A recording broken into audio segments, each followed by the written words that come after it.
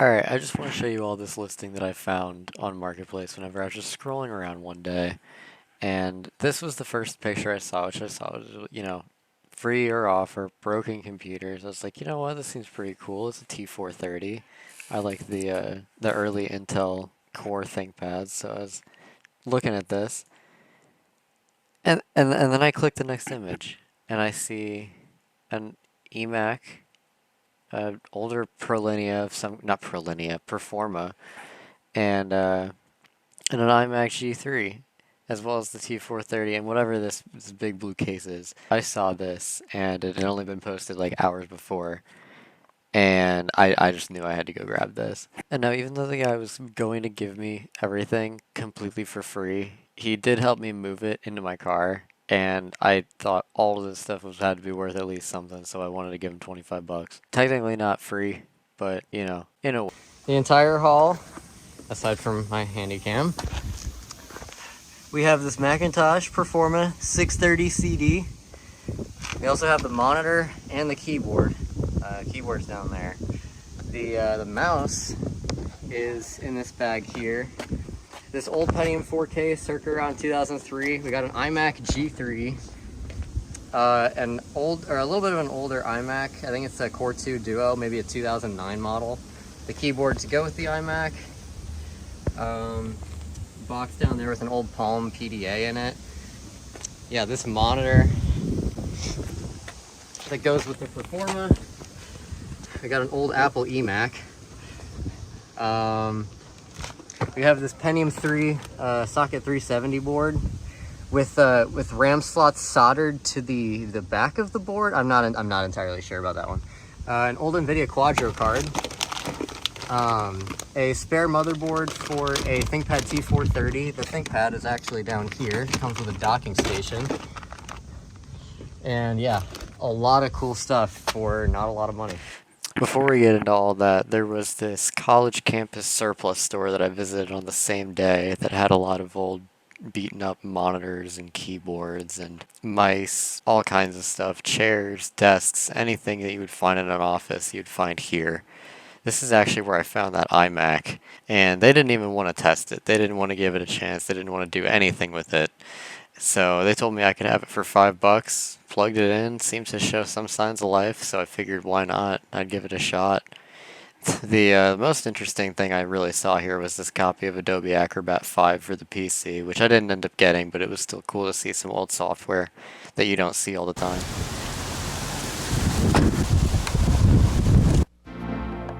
If you're thinking about a home computer, it seems you have a lot of choices.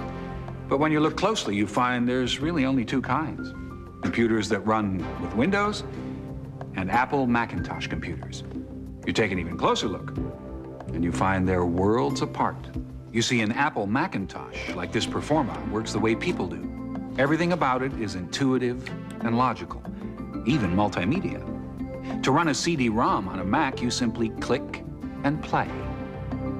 It's just not that easy with computers that use Windows.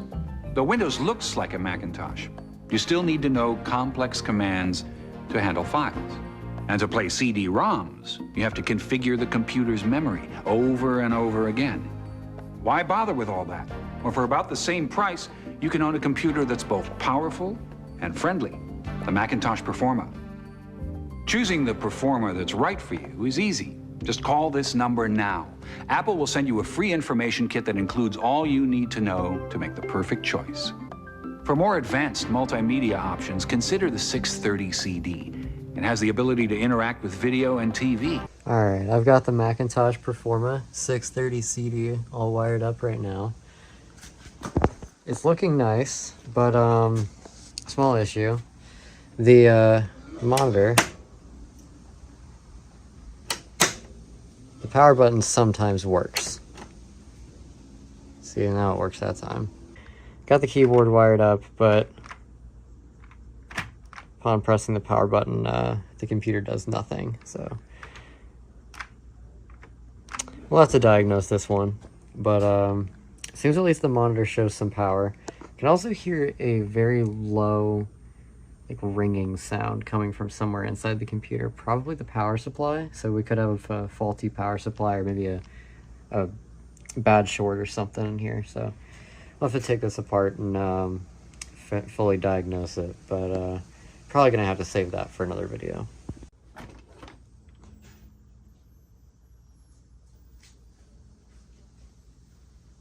Here's a look at that Macintosh Performa on the back. It has a manufacture date of February 22nd, 1995 at 11:28 a.m. You can see here I've taken the hard drive cover off. This machine does not have a hard drive in it. I'll need to find some kind of a replacement. It has one of these Rayovac computer clock batteries that expired in 2009, come to find out. The processor is a 68040 at 33 megahertz. And there is 8 megabytes of static memory on board. There is only the one slot. There are solder pads for another slot, but doesn't look like they ever made that advancement. Now this one might be the one that I'm excited about the most. The iMac G3 Graphite. I think it's a 2000 or a 2001 model. I'm going to wire it up. We're going to see if it does anything. Alright, I'm connecting it now.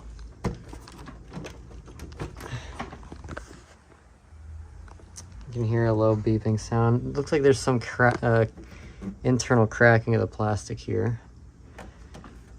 But we'll see about that. Go ahead and hit the power button.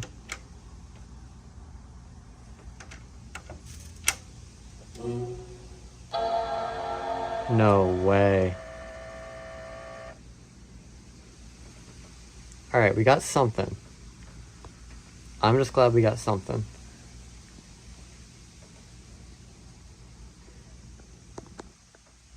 Does not look like it's going to boot up first. Oh, wait! I can see it. It's blinking. It needs a hard drive. Or an operating system. Score. Alright. Now, I don't believe I got a keyboard or a mouse for this one. I definitely got one for the eMac and for the Performa 630. But I don't believe this one came with it, which is really unfortunate because I really like that generation of Apple keyboard. It had a similar, like, translucent plastic design. And it would have went great with this one. And I'm probably going to end up keeping this iMac just because I've wanted one of these for so long, finally come across one, and you know, it seems like it might actually be salvageable. Just needs a new drive and new install of Mac OS 8, probably 8.5, something like that. Now the picture on the CRT looks a little fuzzy on the edges. It's also a little bit out of alignment. You can see it's very far low down here and got a lot of a margin up top. But hey, it's displaying an image. That's all I can really ask for the price I paid for it. I hooked up the Apple A1048 keyboard that it presumably came with.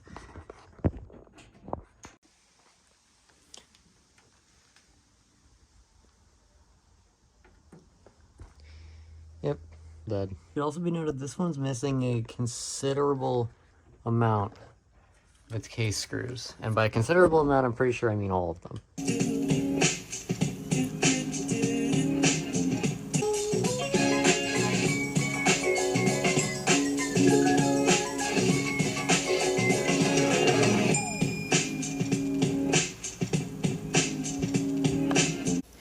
Alright, the iMac is an iMac 9,1. I believe that's a late 2009 model. It's got an Intel Core 2 Duo at 2.66 gigahertz, so probably something like a P8400 or something like that. It was a pretty late Core 2 Duo.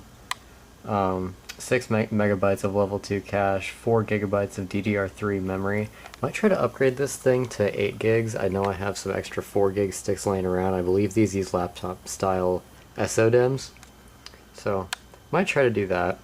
The drive size on this thing is like 640 gigabytes about. So, yeah. Running macOS 10.6 Snow Leopard, and running great, honestly. Pretty happy with this thing. Now, as for the Lenovo ThinkPad T430, I'll go ahead and pop it out of its docking station here. I didn't even know it came with one at first, but sure enough it did. Now, if I open this thing up, you can see it's had some better days. It's missing the speaker cover over here. Touchpad's got a lot of wear on it. And it is also missing the hard drive caddy, as well as obviously the hard drive, which I kind of figured. A lot of these are missing their hard drives, if not all of them. So wasn't terribly surprised by that. You know, I use a T470S as a daily driver. You'd think I'd get better at like knowing where the spot is, but I don't. This one does turn on, but you can see a pretty defining issue. So yeah, there is a BIOS lock on this laptop, and with these ThinkPads, you can't easily get it off, but somehow, move that out of the way. Luckily, he had a replacement T430 motherboard. Apparently in 2019. Yeah, but missing CPU, RAM, obviously, I'll transfer those over. But yeah, he gave me the board to replace it in this laptop, which I'm absolutely going to do. Ooh, did it? Oh, I thought it came with RAM for a second. I thought I saw a RAM stick there. But yeah, I'm gonna go ahead and swap this board in to the T430 and see what it does, and might document along the way, or I might just skip right to the end. How could I have been so blind? This must have been Dacho's evil lair the whole time. Certainly a big difference. Alright, here's the T430. Board swapped. Got Windows on it. And it's running great. This speaker cover will need to be replaced. I might honestly replace this entire top palm rest area. It's very, like, seems kind of dirty. It just doesn't seem right. But one thing at least I do have now is a hard drive cover, caddy, rails, everything I would need to properly mount this. And I have it in this box right here. So I'm going to go ahead, stick this in, and then more or less this thing will be completely usable for day-to-day use. This thing has a Core i5-3320M at 2.6 gigahertz, 8 gigabytes of memory. I have not upgraded this thing yet. I opened it up.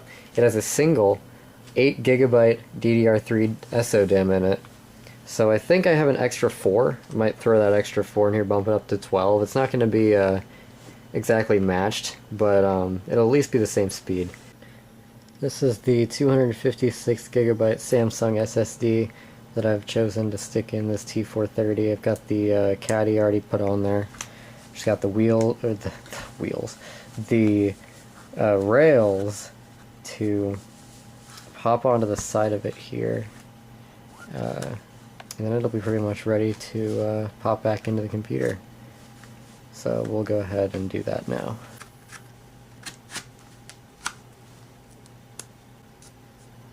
Right in there. And then we throw our cover on here.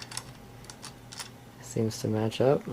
I'd like to add that this laptop came pre-equipped with the upgraded 94 watt hour 9-cell lithium ion battery,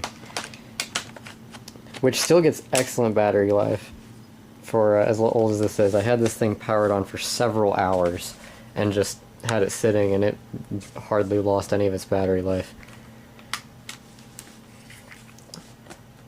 Go ahead and give it a power on. After this, I think I might throw an extra 4 gigs of RAM in it. Now, real-time clock error. So maybe that battery isn't good. 03 05 2025. And I'm not going to set the time, I don't care enough. This thing wants to boot off of the network like every time it boots up. Let me see if I can turn that off in the BIOS setup. It might be operating on a legacy boot order, and I need to change it back to UEFI. Seems to be working just fine. Well, we'll see about that extra 4 gigs of RAM now. Now, originally the 8 gigabyte memory stick that was already in this computer was situated in this back panel here, and whenever I did the board swap and I had to take the thing entirely apart, I just went ahead and moved that over to the spot under the keyboard, because I knew I wasn't going to be upgrading the 8 gig. I don't even have any 8 gig DDR3 sticks to hand. But what I do have are some 4 gig sticks that should do just fine. They're either 1333 or 1600 megahertz. I bought a lot of them, and it was a bit of a mixed batch. And There we are. You just slot it in. Go ahead and give it a try, see if it works. Maybe I'll need to try a different frequency. I don't remember what frequency this board uses in terms of DDR3 speed. Get this screwed back down and we'll give it a boot up. Make sure Windows is recognizing all 12 gigs. I know it's an odd amount, but you know, the more memory to have, the better, I think. Provided it doesn't downclock your current installed memory. But I doubt this thing would have come with 1600 megahertz DDR3. This is a laptop from probably around 2011, 2012. That wasn't exactly like commonplace by then. They're still usually on 1066 or 1333. I'm not going to sign into OneDrive. That's just not something that I'm going to be doing. But what I am going to be doing is checking the system menu. And we have 12 gigabytes of memory.